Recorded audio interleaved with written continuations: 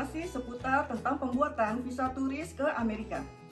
Baru-baru ini saya membuat visa turis Amerika untuk ibu saya, dan yang mengisi DS-160-nya saya sendiri. Jadi ibu saya cuma tinggal datang wawancara ke kedutaan Amerika. Untuk ke Amerika memang ada beberapa macam jenis visa, tapi yang saya bahas kali ini adalah visa turis B1 B2.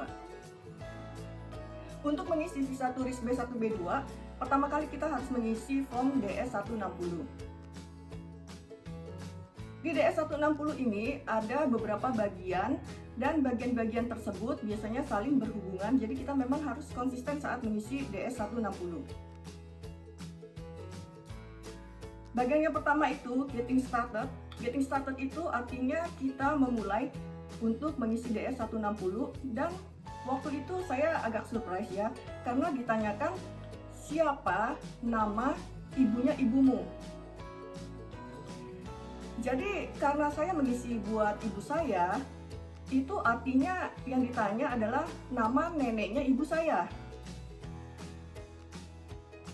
Ya, jadi waktu itu memang saya sempat bingung juga karena sudah tidak tahu lagi ya siapa nama neneknya ibu saya itu ya.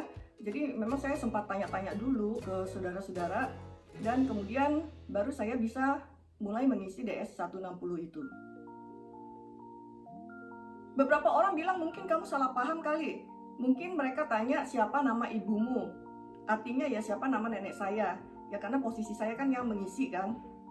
Tapi ternyata kan tidak. Siapa nama ibunya ibumu.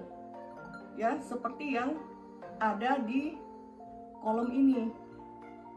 Jadi artinya memang kita harus siapkan siapa nama nenek kita. Lalu yang kedua, siapkan data-data pribadi. Data-data pribadi itu seperti tanggal lahir, lalu kemudian alamat dan sebagainya. Yang ketiga, travel. Travel ini berarti mengenai travel history kita ya. Itu juga kurang lebih ditanyakan. Lalu yang keempat, travel companions.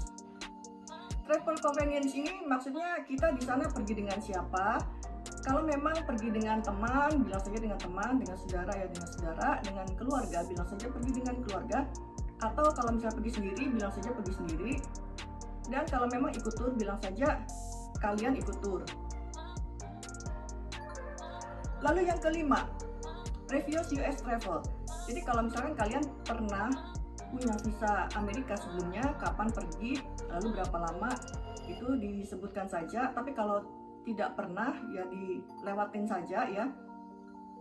Dan yang keenam, address and phone, itu artinya di mana kita bisa dikontak. Lalu yang ketujuh, data paspor. Data paspor ini jangan sampai salah mengisi atau menginput nomor paspor kita.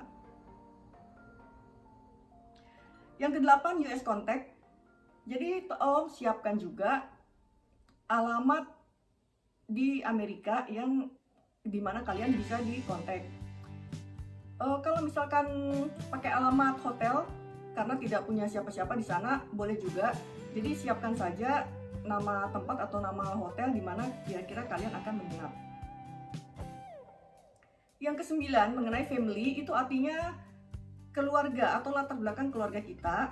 Apakah sudah menikah, apakah single, apakah menjanda, lalu tinggal dengan siapa, nama suaminya siapa gitu ya, seperti itulah kurang lebih ya.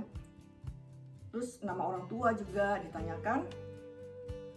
Lalu yang ke-10, work and education. Jadi ditanyakan pekerjaannya apa, terus latar belakang pendidikannya apa, dan lain sebagainya. Yang 11, security background. Security background ini lebih ke apakah punya catatan kriminal, apakah pernah overstay di negara lain, pernah dipulangkan, apakah pernah bikin masalah, apakah pemabok, penjudi, perbuatan asusila, dan lain sebagainya. Lalu yang ke-12, baru kita diminta untuk upload foto. Jadi sebelum mengisi DS-160 ini, siapkan juga foto 5x5 latar belakang putih yang terbaru. Dan foto tersebut juga bisa diupload Tapi harus diedit juga karena foto itu tidak boleh lebih dari 540 kilobyte. Jadi saat mengisi DS160 ini memang formulir-formulir atau data-data kita yang lain seperti KTP, KK itu tidak minta disubmit. Mereka hanya minta kita mengupload foto kita yang dalam bentuk digital ke form DS160. Dokumen-dokumen lainnya cukup dibawa saja. Dan kemudian mereka juga menanyakan apakah kalau sudah selesai paspor mau diambil atau dikirim. Waktu itu saya pilih saya akan mengambil paspor saya ke RPX yang ada di Palbatu Tebet. Saat mengisi DS160 ini memang waktunya maksimal 20 menit. Ya, jadi siapkan saja dulu data-data yang saya sebutkan tadi agar tidak terlalu lama, karena kalau sudah lewat dari 20 menit kita berhenti dan lagi mikir misalkan ya, atau lagi melakukan sesuatu di sambi gitu, itu datanya akan hilang. Jadi sebaiknya juga setelah mengisi di save, jadi datanya bisa di recall lagi.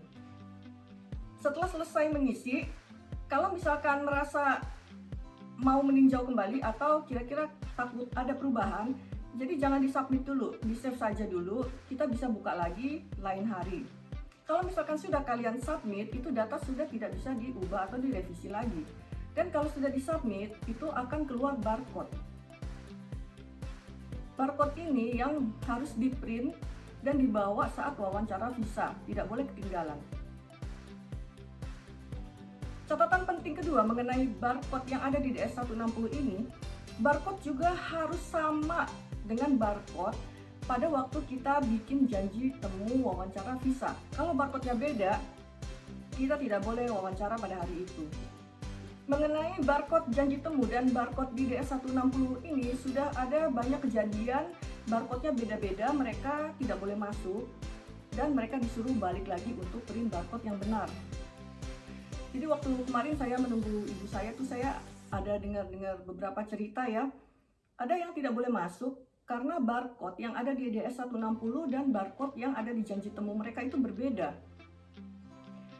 Ya waktu itu sih mereka langsung panik dong ya, udah jauh-jauh, capek-capek, tapi tidak bisa masuk wawancara dan mereka diminta untuk print barcode yang sesuai atau yang sama.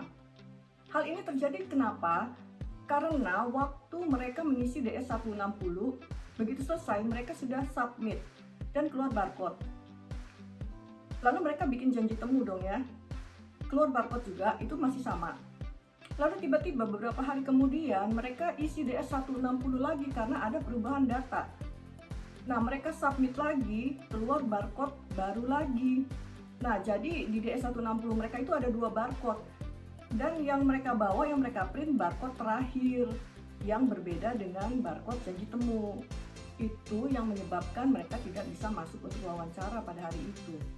Tapi ternyata mengenai barcode ini sudah diantisipasi oleh security yang juga bekerja sama dengan ojek dan juga beberapa supir taksi yang nongkrong di depan kedutaan Amerika ya. Jadi begitu ada yang barcode-nya bermasalah, mereka langsung naik ojek untuk ke tempat print terdekat yang ada di kedutaan Amerika. Lalu mereka print barcode yang sama untuk bisa masuk hari itu juga. Mereka langsung cas 50.000, tapi ya berhubung orang udah panik, mereka udah nggak nawar lagi dan juga nggak tahu letaknya pastinya di mana dan sedekat apa atau sejauh apa. Mereka naik aja, bayar aja 50.000, baru mereka bisa print barcode lagi dan baru bisa masuk wawancara. Jadi supaya tidak capek bolak-balik, hati-hati dengan masalah barcode ini. Pastikan juga data yang ada di paspor dengan data yang ada di DS160 itu sama. Dan sebaiknya kalian juga jangan sampai lupa apa yang sudah kalian isi di DS160, karena ada kemungkinan yang kalian isi di DS160 itu akan ditanyakan pada saat wawancara. Demikian informasi dari saya seputar pengisian DS160 untuk pembuatan visa turis ke Amerika. Semoga bermanfaat. Silahkan share, like, dan subscribe.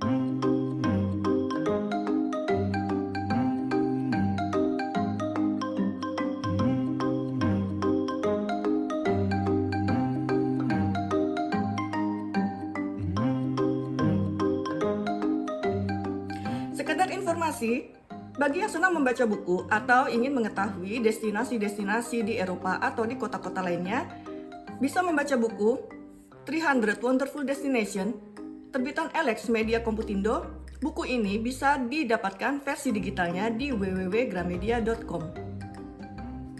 Buku ini berwarna dan juga ada banyak gambar-gambar yang menunjukkan destinasi-destinasi yang ingin dikunjungi atau yang ingin diketahui.